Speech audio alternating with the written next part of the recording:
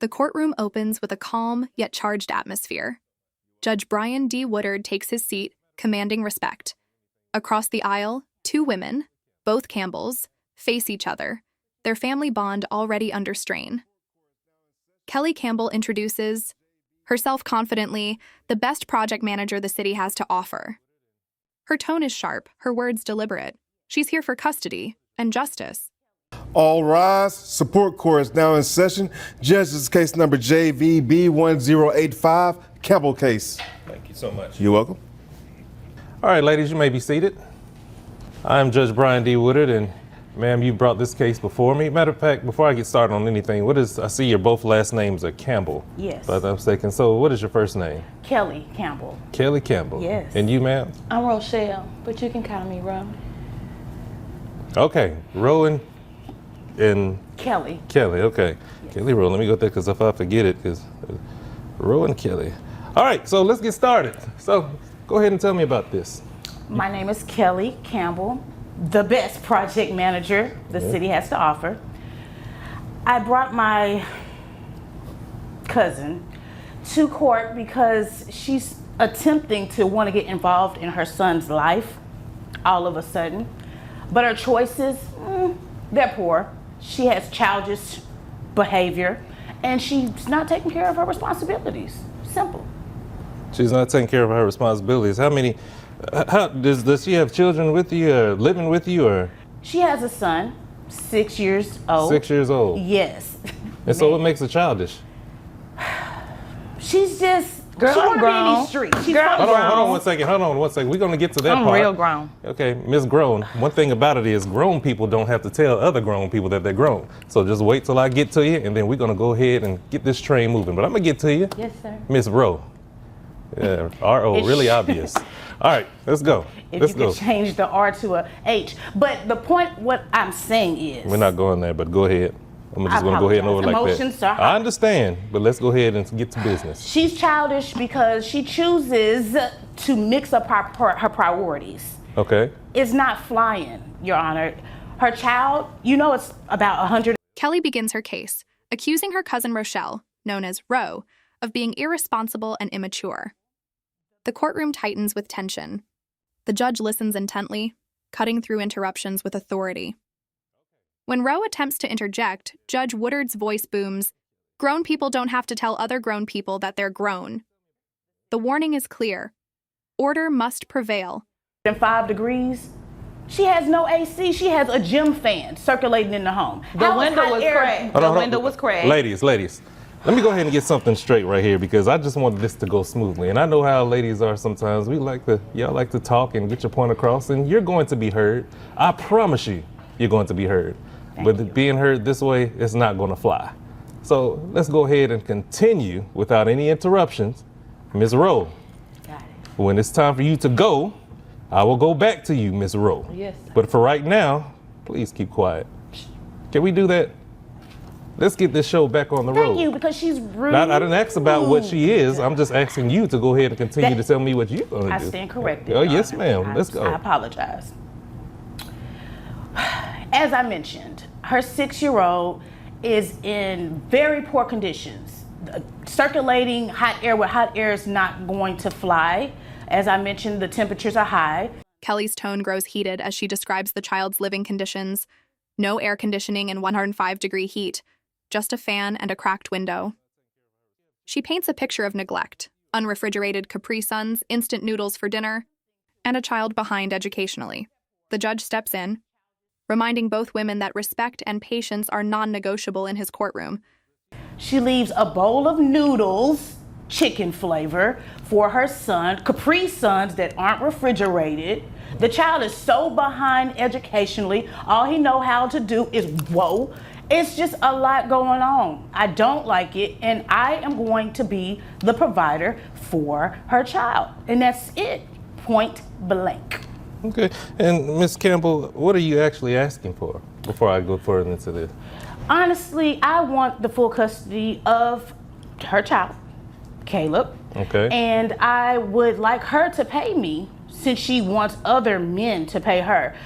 But That's what I'm asking. Okay. Yes. Is there anything else you would like to tell me before I move on to Ms. Rose? I want you to see that she's truly childish, lax. I didn't ask for insults. I said, is there anything that you want to tell me? I didn't know that was an insult. It's really factual. No, that's it. Okay. Yeah. All right. Well.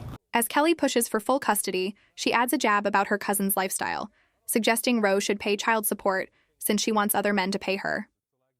The judge shuts her down, steering the focus back to facts. The courtroom air thickens.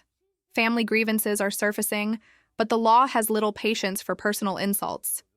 See, this is going to be a challenge. Whew, don't you know? Miss Rowe, let's go. Continue this show. Thank you, Judge. Okay, so they keep saying I'm crazy, right? They took my baby from me and gave it to her because I had a little date. I spent the block. I left him at the house by himself. You spent the what? The block. We went to Perry's. Me and his, he was tall, dark, and handsome. But I was gonna bring him a pork chop special back. So I went on this little date, left him at the house by himself. I gave him some noodles, a Capri Sun, and they call themselves saying, oh, you can't leave the baby at the house by himself. I'm like, look, he was good. It was just for like 2 hours. I was gonna be right back, and I was gonna bring him back. Wait a minute, how long? Like 2 hours. We 2 had hours. reservations, so we was gonna get right in. So you made reservations and you left your child with her for just 2 hours. Was it just for that night? It was not 2 hours, Your Honor. It was 6 hours plus 2 bonus hours because she wanted to have a rendezvous. All right, hold on one second. Okay. Now it's Rochelle's turn. She speaks with a mix of defense and disbelief. She admits leaving her son home for just 2 hours while going on a date, a decision that's about to be scrutinized. The judge leans forward skeptical. You left your 6-year-old home alone. In this heat? The tension in the room shifts. Kelly folds her arms, vindicated. Okay, continue this. Yeah, this Thank is. you. I really want to hear this one. She think because she got a pool. Well, in her I ain't backyard. worried about that. Let's get to the facts. Okay, Go ahead. sorry. So I spent the block, ran to the Perry's with the fella. You know what I'm saying? He was fine. Okay. So look, I'm trying to get him a stepdad. I was gonna bring him back a pork chop special. Have you had one of them Perry's pork chops? You trying to get a It's stepdaddy? like this, Listen, you're trying to go and get a stepdaddy For the baby. for a pork chop with a pork chop. Is No, that I'm how? gonna bring him the pork chop bag. And so you expect him to be stepdaddy because you brought him bringing a pork chop because you bringing. I want him to be I'm my bringing the stepdaddy. baby. So maybe if I give him a pork chop, he gonna be my. I'm bringing the baby back a pork chop. Oh, the baby, you bringing the baby a pork I chop, went not on the man a pork chop. No, the man was gonna buy the baby a pork chop. Okay. That's how I'm taking care of him. Hold on one second. Hold on one second, man. So me and the man went out to dinner. I get back, they all, you're not supposed to leave your baby here, this and this. Rochelle tries to explain. She claims it was harmless. Just noodles and a fan. She even jokes about bringing her date a pork chop special. The judge's expression hardens. What is this child and a dog? He asks, disbelief heavy in his voice. The gallery murmurs. Rochelle's lighthearted defense quickly turns serious. The judge isn't amused. And then I'm like, he's 6 years old. He got some noodles. He got a couple of Capri Sun. I cracked the window, the fan was on, so he was good. They say I'm unfit. You know, I fight a couple people, bust a few windows, plant some tires, and they think that I can't. Ma'am, you cannot be serious right now. Dead. Are you really serious right now? Number one, you're talking about. Well, first of all, let me say this. How hot is it outside right now? 105. That's the car. Hold on. I'm asking her because you're already at 105 because you're already talking. You heated up, and I understand. I'm sorry, I'm It's passionate. how hot is it outside right now? Well, that day it was, cause we went at night. I didn't It cooled down ask a whether little you bit. went at night or anything, because it's still hot at night as well, too. I mean, about 80, 90, it cooled down. But he had a fan. And you got a fan. You gave the child a fan in the car. I cracked the window. You cracked it. So what is this child, a dog? No, Caleb. He's a human. The judge's tone cuts deep. Would you want to sit in a hot room and be handed a Capri Sun? Silence follows. Rochelle shifts uneasily, realizing the weight of her choices. Even Kelly looks down, momentarily quieted by the judge's stern words. What began as a family feud now feels like a harsh lesson in accountability. But it's hot outside and you're going to give the child a fan. And then what else? Capri Sun. And a Capri Sun. Two. Now let me ask you something. Would you want a hot car or a hot environment and somebody to give you a Capri Sun? No, I was at Perry's. You know what? Sometimes you just don't have the words to say. And I guess this is one of those times where, Lord have mercy, I do not have the words to say.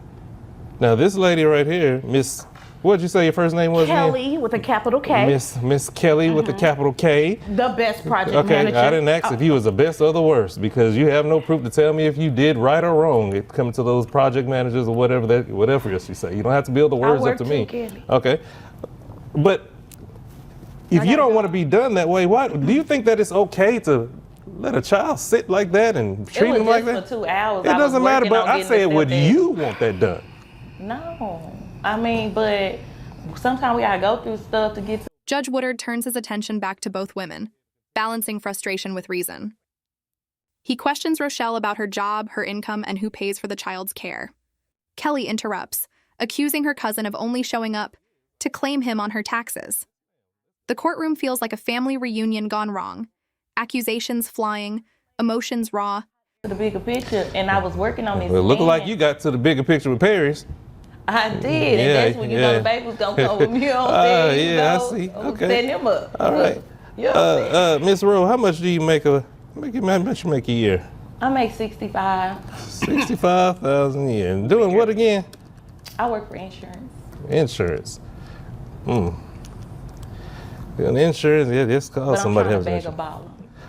All right, so before I do anything else, quick question, because I almost forgot. So who pays the health insurance for this child? I do.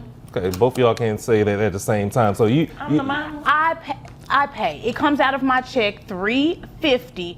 I love my baby. if all you've been talking about is pork chops. Your Honor, I can tell you probably been eating a lot of pork chops. Yes, but can you do what? She says she loves her baby. Yeah. The only time she comes around is December the 31st to get his social so she can file him on the taxes. She's trying to get a come up. A come up. She lies, Judge. She puts 8 dependents. She got 1 kid. And so you're paying they're paying you obviously $65,000 for your income. Are you paying your cousin anything for keeping this child and taking care of this child? What I'm paying for? She barely will give me the food stamp. She get $1,500 in the food Okay, stamp. I see where this is going I want now, my man. baby back. Okay, yeah, there's everything. You think the world just revolves around you because I cannot believe what I'm hearing right now. So this is what we're going to do. And it's obviously that, you are going to be paying something. I mean, you make $65,000 a year. Barely. Okay, so how long have you had the child? What's his name? Caleb. Caleb, correct. Caleb has been with us about 1.5 years.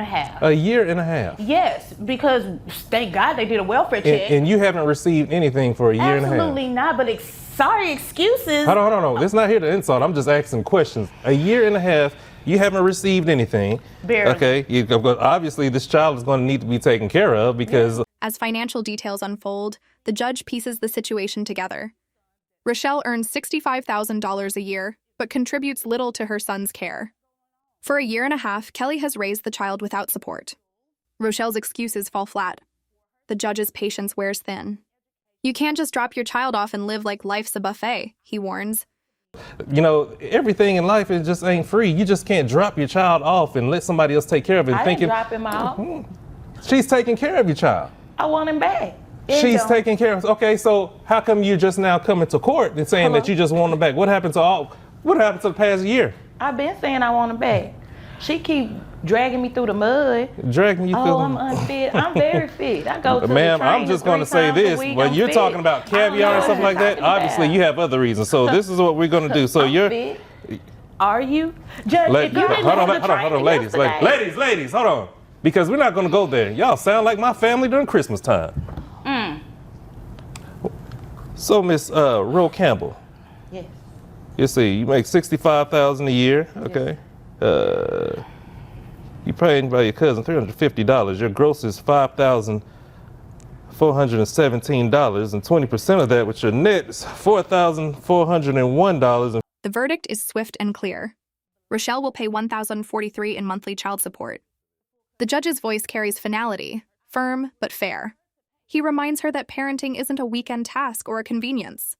You shouldn't be out there eating pork chops and caviar while someone else raises your child. The courtroom is silent. The decision stands 57 cents. Your high rim, 100 plus. We're gonna add that $163 to it. So basically, you got to pay something. You just can't You can't just let your cousin take care of all the business while you're thinking all high and mighty with pork chops and caviar. Hold on, wait a minute. Hold on, before we get to that, let me go ahead and get this before I forget about it. So, yes, you're going to pay, okay? And the thing is, you're going to pay $1,043 flat. Nothing more, nothing less. But you need to be at home with if you wanted your child back so bad, it shouldn't have taken this long. Okay, you shouldn't be out there with the man eating pork chops and caviar while she's up there taking care of your child and not getting a dime. Am I mistaken about that? None of the coins, silver or copper. So before you have anything else to say, that is my decision. This case is over with. This is adjourned. You have my answer. All right, ladies, you may be excused. The gavel falls. The women nod reluctantly, their expressions heavy with realization. As they leave the courtroom, Judge Woodard's final words echo with purpose. Family isn't about convenience. It's about responsibility. Case closed.